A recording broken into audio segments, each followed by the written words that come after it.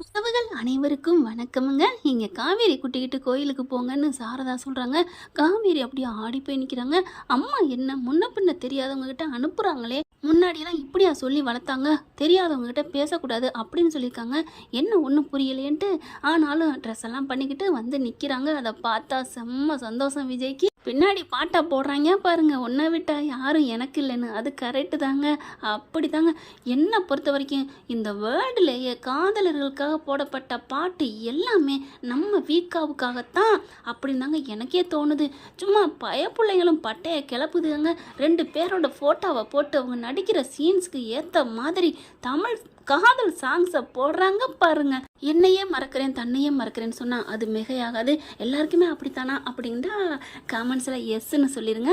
வீக்காவுக்கு காதலுக்கு மிஞ்சினது இந்த உலகத்தில் எதுவுமே இல்லை இல்லை இல்லை அப்படின்னு தான் சொல்லணும். அடுத்து பார்த்தா காவேரி என்ன பண்ணுறாங்க, அம்மா நீ வாமா அப்படின்னு சொல்ல விஜயை பார்க்குறாங்க.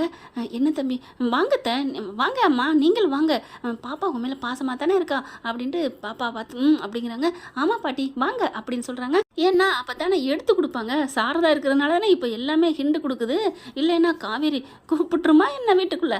அடுத்து போகிறாங்க கோயிலுக்கு. போகையிலே பார்த்தீங்கன்னா சும்மா சொக்கி போகிறாருங்க. கண்ணாடி வழியாக பின்னாடி தலைவியை பார்த்து ரசிக்கிறாங்க. கோயிலுக்கும் போயிடுறாங்க. போனதுக்கப்புறம் பார்த்தா சாரதாவுக்கும் சந்தோஷம் தாங்கலை. அவ்வளோ ஒரு சந்தோஷம். போகிற வழியிலே பார்த்தீங்கன்னா இறங்கின கையோட சாரதா என்ன பண்ணுது, யமுனாவுக்கும் நிவினுக்கும் கால் பண்ணி சொல்லிடுது, இந்த மாதிரி மாப்பிள்ளை கிடச்சிட்டாருடி அப்படின்ட்டு. என்னம்மா சொல்கிற, அவங்க உயிரோட தான் இருக்காங்களா அப்படின்னு சொல்லிட்டு யமுனாவுக்கு அவ்வளோ ஒரு சந்தோஷம். நிவினும் அதே மாதிரி என்ன ப்ரோ இருக்காரா அப்படிங்கல, கொடுங்க ஃபோனை கொடுங்க, இங்கே இரு டிரைவ் பண்ணிட்டு இருக்காரு, இப்போ தான் நிப்பாட்டிட்டு வருவார் நில்லு அப்படின்னு சொல்லிட்டு ஃபோன் அப்படியே அங்கிட்டு இறங்கினதுக்கப்புறம் விஜய்கிட்ட போய் கொடுக்குறாங்க. தம்பி நிவின் பேசுகிறாங்க அப்படிங்கல, டக்குன்னு ஃபோனை வாங்கிக்கிறாங்க. காவேரி வா நம்ம அப்படியே அங்கிட்டு பூ வாங்கிட்டு தேங்காய்லாம் வாங்கிட்டு வருவோம் அப்படின்னு கூப்பிட்டு போகிறாங்க. குட்டிமா வாமா அப்படின்னு சொல்லிட்டு போகல, இல்லை நான் டாடி கூட வர்றேன், நான் அப்புறம் வரேன் அப்படின்னு சொல்லிட்டு டாடி கிட்ட போகுது. ஏன் அப்போ மிஸ்ஸு நான் உனக்கு வேண்டாமா, ஐயோ எனக்கு மிஸ்ஸு தான் வேணும் மிஸ்ஸு தான் வேணும் அப்படின்னு மிஸ்ஸு கையை பிடிக்குது. என்னடா மிஸ் அவ்வளோ உனக்கு பிடிக்குமா, ஆமாம் மிஸ் உங்களை எனக்கு ரொம்ப பிடிக்கும், ஏன்னா நீங்கள் எங்கள் அம்மா மாதிரி இருக்கீங்க அப்படின்னு சொல்லிட்டு கையை பிடிச்சி கூட கூப்பிட்டு போகிறாங்க. இங்கே பார்த்தீங்கன்னா நிவின் ஃபோன் பேச போகிறாங்க. ஹலோ ப்ரோ அப்படிங்கிறாங்க. ப்ரோ அப்படின்னு சொல்லிட்டு அவ்வளோ ஒரு சந்தோஷம். அதுக்கப்புறம் டக்குன்னு கட் பண்ணிடுறாங்க. என்ன கட் பண்ணிட்டாரு அப்படின்னு விஜய் ஷாக் ஆகுறாங்க. கட் பண்ணது காரணம் என்னென்னா வீடியோ கால் வராரு. வீடியோ காலை பார்த்தோன்னா அவ்வளோ ஒரு சந்தோஷம். நிவின் கண்ணு கலங்குது. என்னமோ அவங்க லவ்வரை பார்த்த மாதிரி. ப்ரோ விஜய் நல்லா இருக்கீங்களா அப்படிங்கிற, நான் நல்லா இருக்கேன், நீங்கள் நல்லா இருக்கீங்களா, உங்களுக்கு எதோ உயிருக்கு, ஐயோ அதெல்லாம் பழைய கதை, எங்கள் தாத்தாவும் பாட்டியும் சேர்ந்து வச்சு கொலாப்சால் பண்ணிடுச்சு எங்கள் வாழ்க்கையவே. அடுத்து கோயிலுக்குள்ளே போகிறாங்க. போயிட்டு பூஜையெல்லாம் பண்ண சொல்கிறாங்க. சாமி பேருக்கு அர்ச்சனை பண்ணுங்கிறாங்க. அப்புறம் காவேரி பேருக்கும் பண்ணுங்க அப்படிங்கிறாங்க. தம்பி உங்கள் பேரையும் சொல்லுங்கள் தம்பி, உங்கள் பேர்லேயும் ஒரு அர்ச்சனை பண்ணிடலாம் அப்படின்னு காவேரி சொன்னோன்னே, காவேரி அம்மா சொன்னோன்னே காவேரி பார்க்குது. என்னடா அது, யார் இந்த மனுஷன், எதுக்கு இவ்வளோக்கு பூஜையெல்லாம் பண்ண சொல்கிறாங்களே அப்படின்னு நினைக்கிது. அதுக்கப்புறம் விஜய்னு பேரை சொல்லி பூஜையும் பண்ணுறாங்க.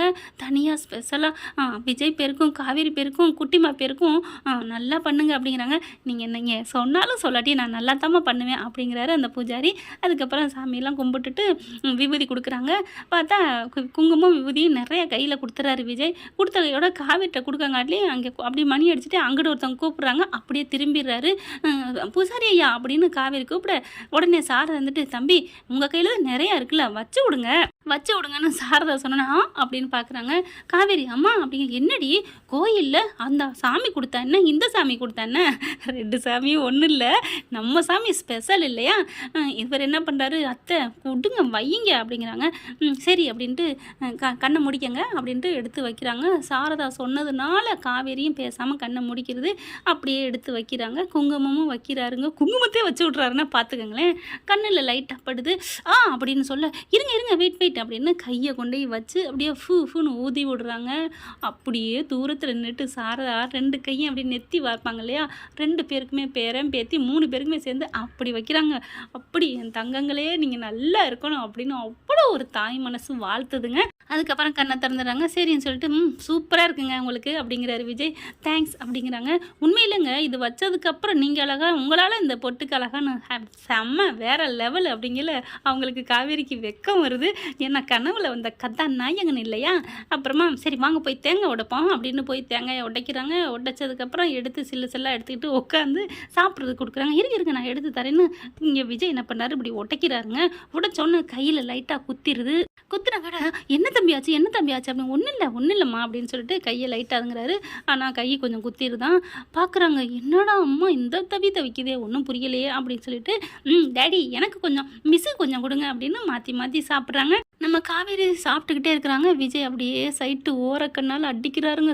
செம்ம சைட்டு அடிக்கிறாரு. அதை பார்த்துடுறாங்க. என்ன இவர் ஏன் நம்மளை இப்படி வச்சக்கணுவாங்கன்னு பார்க்குறாரு. ஒருவேளை இவர் நம்ம கனவுல வந்த மாதிரி நம்ம அவர் கனவுல போயிருப்போமோ அப்படின்ட்டு கேட்டு பார்த்துருமா அப்படின்ட்டு, ஏங்க உங்ககிட்ட ஒன்று கேட்கணும் அப்படிங்கல சாரதா. ஐயோ என்ன கேட்க போகிறா அப்படின்னு பக்குங்குது. அம்மா என்னம்மா அதிர்ச்சி ஆகுற? இல்லடி ஒன்றும் இல்லடி. என்னம்மா அப்படிங்கல, இல்லை உங்ககிட்ட கேட்கணும் அப்படிங்கல. குட்டிமா சாரதா எஸ் ஆகுதுங்க. ஏன்னா 2 பேரும் பேசிக்கிட்டு வா அங்கிட்டு கொஞ்சம் சுற்றி பார்க்கலாம் நல்லா இருக்கும் வா அப்படின்னு சொன்னால் ஓகே பாட்டி அப்படின்ட்டு தூக்கிக்கிட்டு போயிடுறாங்க. இங்கே காவேரி பக்கத்தில் கொஞ்சம் தள்ளி உட்கார்றாரு விஜய். என்ன கேட்கணும் சொல்லுங்கள் அப்படின்னு விஜய் கேட்கல. ஒன்றும் இல்லை, நான் ஏதாவது உங்கள் கனவுல வர்றேனா அப்படின்னு கேட்க, என்னது இந்த கேள்வியை பொச்சுக்குன்னு கேட்டுவிட்டா. இப்போ நம்ம வர்றேன்னு சொல்கிறதா வரலேன்னு சொல்கிறதா? ஐயோ சரி இருக்கவே இருக்குது, ஏன் அப்படி கேட்குறீன்னு ஒரு கேள்வி எல்லாருமே வச்சுருப்போம், தெரியாத பதில் இருந்துச்சுன்னா அப்படின்ட்டு விஜய் என்ன பண்ணுறாரு, ஏங்க அப்படி கேட்குறீங்க அப்படின்னு கேட்க, இல்லை என் கனவுல நீங்கள் வர்றீங்க அப்படின்னா நான் உங்கள் கனவுல எதுவும் வர்றேன்னா அப்படிங்கல. ஆஹா இப்போ வரேன்னு சொல்கிறது நல்லது, வரலன்னு சொன்னால் அப்புறம் என்ன சொல்லுவா? சரி அதுக்கு ஒரு கேள்வி கேட்போம். ஏங்க அப்படிலாம் கேட்குறீங்க?